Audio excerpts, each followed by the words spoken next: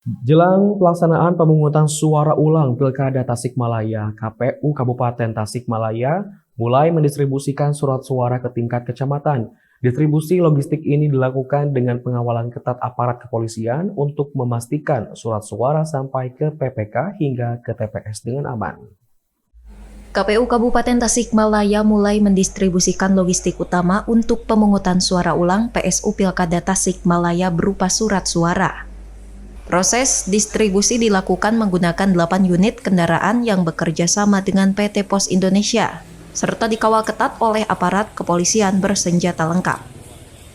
Surat suara yang didistribusikan ditujukan untuk 2.847 tempat pemungutan suara TPS, dengan total 1,4 juta lembar, sesuai dengan jumlah daftar pemilih tetap DPT ditambah 2,5% surat suara cadangan. Distribusi logistik dilakukan secara bertahap dimulai dari gudang logistik KPU menuju panitia pemilihan kecamatan. Setelah itu surat suara dilanjutkan ke panitia pemungutan suara pada H-2 dan dipastikan surat suara tiba di TPS pada H-1 yaitu tanggal 18 April 2025. Untuk hari ini kita merupakan distribusi logistik yang utama yaitu surat suara dan kita distribusikan hari ini dengan 8 armada yang bekerja sama dengan PT Pos.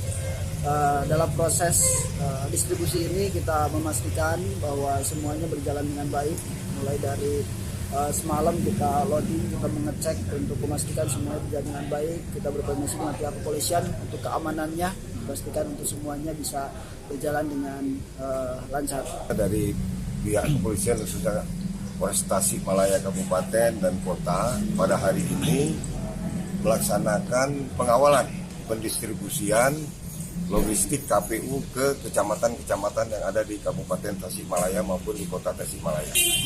Personil kami gabungan tadi mengawal ada 8 kendaraan yang hari ini diberangkatkan untuk pendistribusian.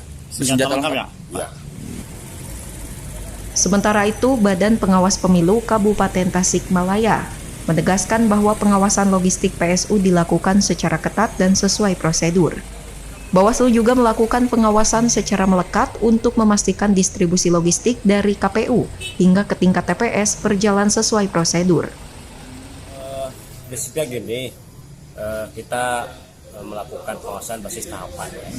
Untuk yang logistik ini mulai dari pengadaan logistik, misalkan surat suara, kita memastikan baik dari produksinya, cuttingnya sampai pada distribusi tingkat KPU.